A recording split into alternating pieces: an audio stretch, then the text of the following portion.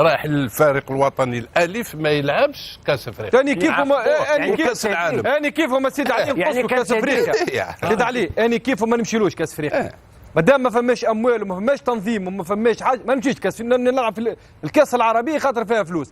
هذيك تحب تمشي امشي. ايش معناها بطوله عربيه اللي يفوز بالنهائي ياخذ اكثر من يفوز بكاس افريقيا. ايوه وانت عندك من سنوات عامل كاس افريقيا. يقول لك معناها هذا مو ظلم. الكاف هددهم يقول مالي ومال الكاف، انا يهمني في الكاف يروح الكاف لاني فلوس. الكوره فلوس، الكوره ما عادش تلعب وتروح، الكوره صارت فلوس. بطوله عربيه تعطيني اكثر فلوس نلعب في البطوله العربيه. كاس افريقيا معناها نشوف التحايل، يعني عيني عينك. ايش معناه اموال هذه؟ كم ياخذ اللي ياخذ كاس افريقيا؟ انا بقول لك شغله، كاس افريقيا 3 مليون، واذا تشارك في الشان اسف في الشان 3 مليون وكسور اذا ما خاب ظني. هنا كاس العرب اذا تشارك 2 مليون بس مشاركه. ايوه شوف الفرق. اي طبعا فرق. يعني الفرق يعني هذه بطل في افريقيا 3 مليون. هذه بطوله افريقيا من سنوات، والغريب كل سنه يظهر لي يزيدوا بال 20,000 دولار. يعني من كل سنه تزيدني 20,000 دولار، يعني عشان نشوف والله في زياده. 20,000 والغريب في الامر اللي يقدر يا عمار تعتذر. الغريب في الامر اللي غيفوز بكاس العرب غيفوز 3 اضعاف اللي غيفوز بكاس افريقيا. طيب واحد لا عادل مش 3 اضعاف ولا حاجه. ازاي 3 اضعاف؟ ده اذا كان دوري ابطال افريقيا رفعوا المكافاه بتاعته من 2 مليون ل 4 مليون. يعني بطل دوري ابطال افريقيا شحال دابا اللي غيديك؟ بطل دوري ابطال افريقيا بياخد 4 مليون دلوقتي. لا كاس افريقيا شحال؟ كاس افريقيا لا كاس افريقيا 7 مش اقل من 7 مليون. 7 زي وكاس العرب البطوله ولا حاجه. كاس العرب البطوله هنا هياخد لا وكاس العرب شحال؟ لا انا اكلمك هنا لما تشارك بس مشاركه 2 مليون. انا فاهم يعني انا قصدي يعني مشارك. انا قصدي ان هي بقى كبطوله افريقيه اللي الاهم في افريقيا. لا هو 7 قليل. اسمح لي لازم تطلع ل 12 و15. صح على فكره السودان صح. السودان لما تاهلت والبحرين لما تاهلت والكويت لما تاهلت خذوا $1,000,000 للتاهل فقط. فقط التاهل. حسام انت ما هو رايك؟ ما رايك؟ رايي ما يتعلق عن الشان اظن ان لها فوائد كثيره. اولا الهدف ان المنتخبات الافريقيه الذين يشاركون في الكأس الامم الافريقيه او الكأس العالم يشاركون مع اللاعبين الذين يلعبون خارج معظمهم يغلبون خارج قاره افريقيا. طبعا ذلك الكاف يظن ان اذا نظم هذه البطوله سيكون فرصه للاعبين المحليين. وهكذا كما نرى ان مثلا منتخب جزر القمر في بطوله في الشان كثير من اللاعبين الذين شاركوا في هذه البطوله المحلي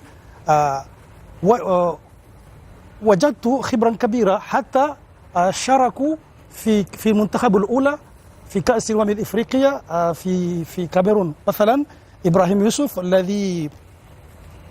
الذي كان من يستعيد الهدف الأول لمنتخب جزر القمر في الكأس الأمم الإفريقية هو الذي جاء من منتخب المحلي وآخرين. أظن أن هذه البطولة لها فوائد كثيرة، لكن ما يتعلق عن كأس العرب أظن أن أولا المسؤولين في هذه البطولة مثلا رئيس الاتحادات في الدول العربية لابد أن يجتهد حتى نقوم هذه البطولة في تاريخ فيفا. أولا أن كل منتخبات سوف يلعبون مع منتخب الأولى أيضا. ثانيا أن سيكون فرصة أيضا مثلا أن كثير من الذين يحبون أن يشاركوا مثلا من أوروبا أو أمريكا سوف يهاجروا إلى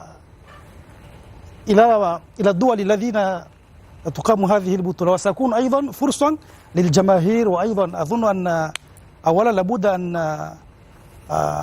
أن نبحث عن حل حتى تقام هذه البطولة في وقت تاريخ الفيفا أولا. ثالثا أظن أن 4 سنوات كثيرة جدا. نعم. منذ 3 سنوات أو بعد سنتين سأكون أفضل. طيب جمال مبارك شو بتقول؟ مجاسم، انا اقول ان شوف هذه البطولات المحليين في بعض الفرق اللي هي يعني تعتبر كبار افريقيا، يقول الجزائر، تونس، المغرب، مصر، خالد، هذه البطولات المحليين ممكن ما يستفيدون منها ولا مرتاحين من هذه البطوله، لانه يقول لك هذه البطوله صغيره علينا.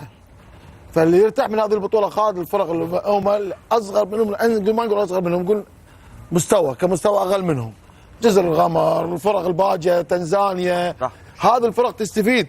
فهي يقول لك انا العب واحتكاك مع الفرق الكبيره. شلون صارت عندنا في اسيا بالسابق، تذكرونها كانت بطوله تايجر في اسيا، نيبال، مكاو يلعبونها، كانوا بالسابق يلعبونها. فهذه البطوله مو مهمه كانت لنا بالنسبه لنا احنا الفرق كبار اسيا، كنا نتضايق اذا شفنا فريق يشارك فيها. فبالنسبه حق الفرق كبار افريقيا هذه ما استفيد منها. شنو فائدتها؟ ذيك بطوله اتحادات، بطوله الاتحاد الاسيوي. لا يعني مثلا اتحاد غرب اسيا عنده بطوله، اتحاد جنوب اسيا عنده بطوله. لا نشأت هاي التايجر اللي تقول التايجر ايه زين نشأت.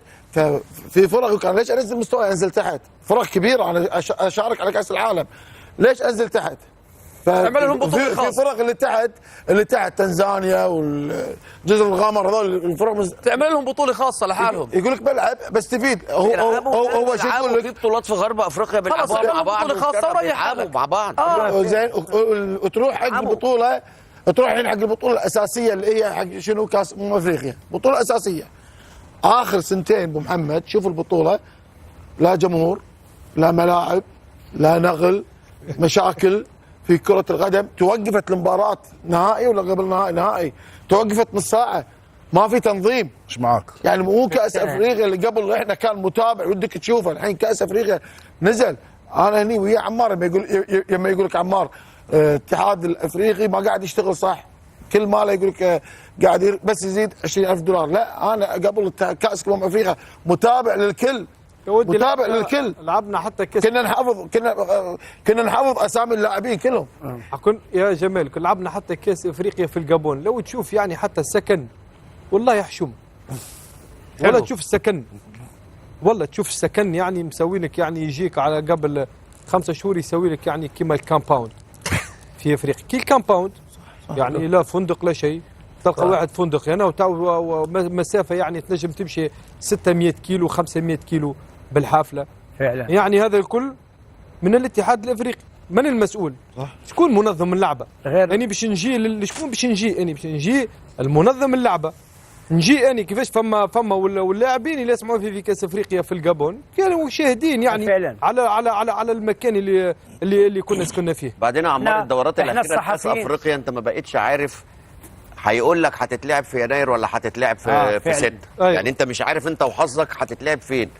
تتلعب في يناير هتضطر تجيب اللعيبه الافارقه بتوعك المحترفين اللي هم بيمثلوا عنصر اساسي جدا في الدوري الانجليزي والدوري الاسباني والدوري الفرنسي، والانديه ديت ابتدت تشتكي، تضغط عليهم وبتضغط على الاتحاد الافريقي. لا اعملوا لنا الكلام دوت بعد الموسم. طب عملتها بعد الموسم، هتخلص موسم طويل وتيجي تعمله في شهر 6، اللعيبه هتيجي منهكه وتعبانه ومش قادره، ويقول لك البطوله هيبقى مستواها ضعيف. هتقول لي طب ما بطوله اوروبا بتتعمل في الصيف بعد موسم طويل. اقول لك بس بطوله اوروبا بتتلعب كل 4 سنين، انما احنا شغالين كل سنتين تخلص وتصفي وتخش على البطوله بعدها، تخلص وتصفي تخش على البطوله بعدها. يحبوا يطلعوا منك الفلوس باي طريقه، لو حتى كانت على حساب اللاعبين.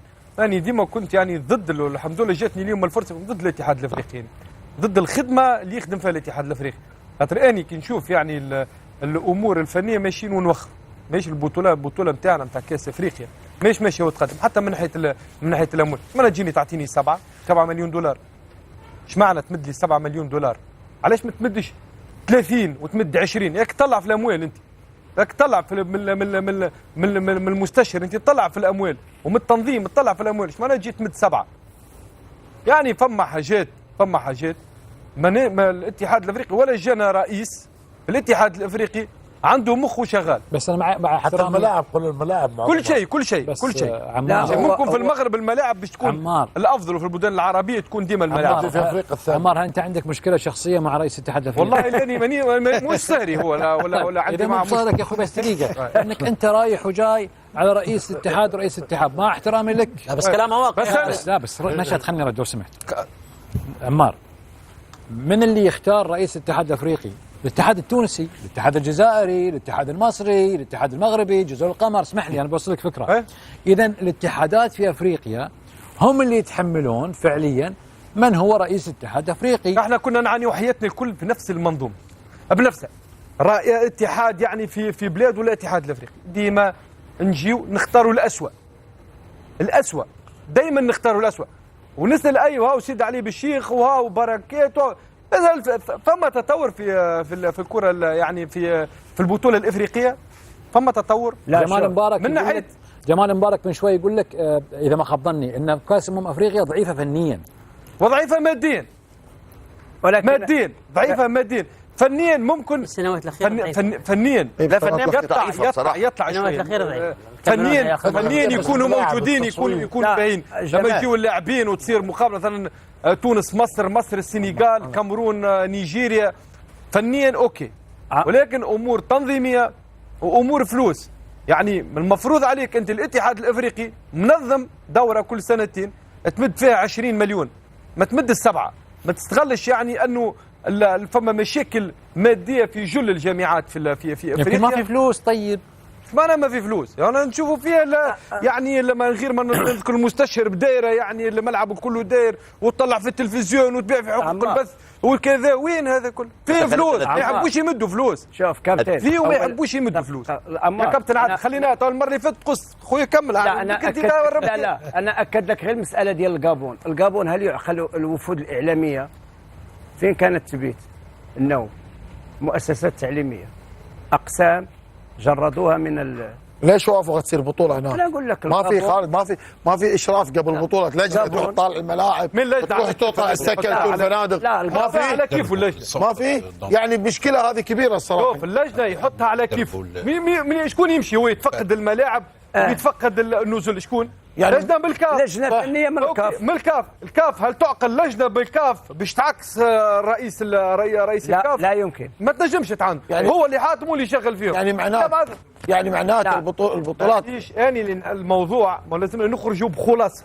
الخلاصه اي رئيس يجي يمسك الاتحاد ما يطورش منه. عمار بس ما يطورش من اللعبه وما يطورش من البطوله. لازم تطور اللعبه اوكي فنيا اوكي، ولكن ما يطوروش معناتها من الناحيه الماديه. بس حاجه الناحيه الماديه. سؤال واحد خالد بس اتوقع عمار بطولات افريقيا اللاعبين الكبار ما قاموا يحبون يروحون بطولات افريقيا.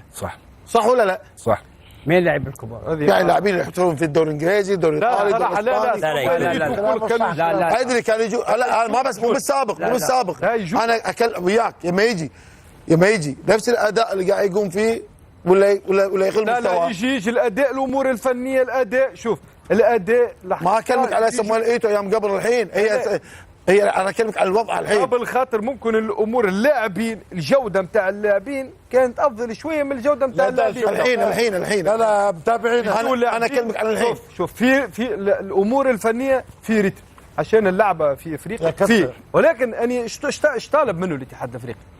طالب منه يعني التنظيم يكون في اعلى مستوى، طالب منه الفلوس. اهم حاجه انك سامحني ما نجيش اني بطوله افريقيه تعمل فيها انت كل سنتين وبطوله كبيره وعندها تاريخ كبير تجي تكون تبدا لي ب 3 مليون توصل لي ل 7 مليون. لا 7 مليون هذه خليها نفسها. هذه نحب 20 و25 مليون. أندية الخليج لله الحمد الاتحاد الخليجي الله ينوب عليك برئاسة الشيخ حمد الخليفة واخوانه يزيدك فلوس على فلوس عندك انت ماناش كيف. لا ما يصير انت يا جميل انت لاعبين ما تنجمش تقارن. احنا امور الفنيه افضل منكم، انتم امور ماديه. لا انا معاك يا عمار، مو مغارنه. انا قاعد اكلمك. اسمح لي اذا انت تكلمتوا الان عن الشان وطلعت كل العيوب فيها. الآن انتقلت إلى كأس الأمم الأفريقية وذكرت فيها كل العيوب شان ما عندي بيه حتى دخل مش لكن الآن أصبحت المشاكل أيضا متعلقة بكأس الأمم الأفريقية. هل يعقل أنه هذول المسؤولين ما يشوفون هذا التذبذب في المستوى والتنظيم والأمور السيئة اللي تحدث في كأس الأمم الأفريقية؟ ورغم كذا مثل ما ذكر جمال انه حتى المستوى الفني لم تعد بطولة افريقيا. شوف لما تصير كاس افريقيا خلينا نكون واضحين مع بعضنا، نكون واضحين الساعة وللأمانة.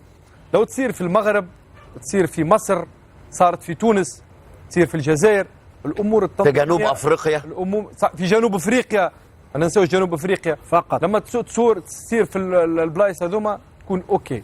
لما تصير في اماكن اخرى نعطيك حالة الملعب سيئة. كارثة موضوع السكن اللي تقول عليها.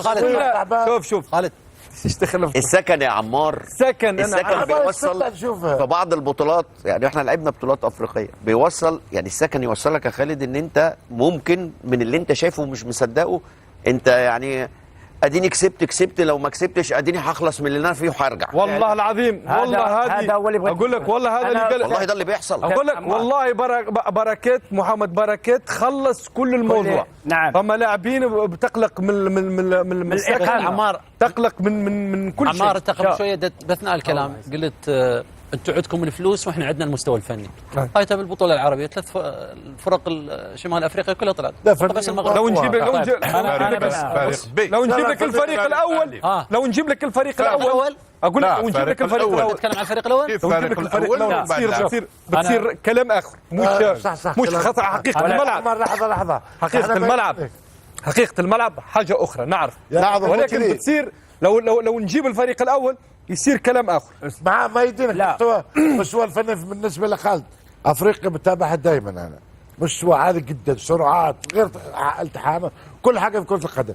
إلا مثل ما ذكر نحن كمشاهد لا ملاعب زي الناس فعلا، لا نقل تلفزيوني زي الناس، لا لاعبين مرتاحين. انا ايد عمار كل ما قال، اما افريقيا من افضل بطولات. انا عموما اضمن لكم ان شاء الله دام انها بتصير في المغرب باذن الله تكون بطوله ناجحه. لا مؤكد، فنادق مؤكد، تحتيه تنظيميا ما في عليها نقاش، الملاعب ممتازه، لكن يبقى السؤال المستوى الفني، كيف راح يطلع المستوى الفني؟ المستوى الفني عالي، المستوى الفني دي مع فاصل ونتواصل وياك. اقوى من اسيا.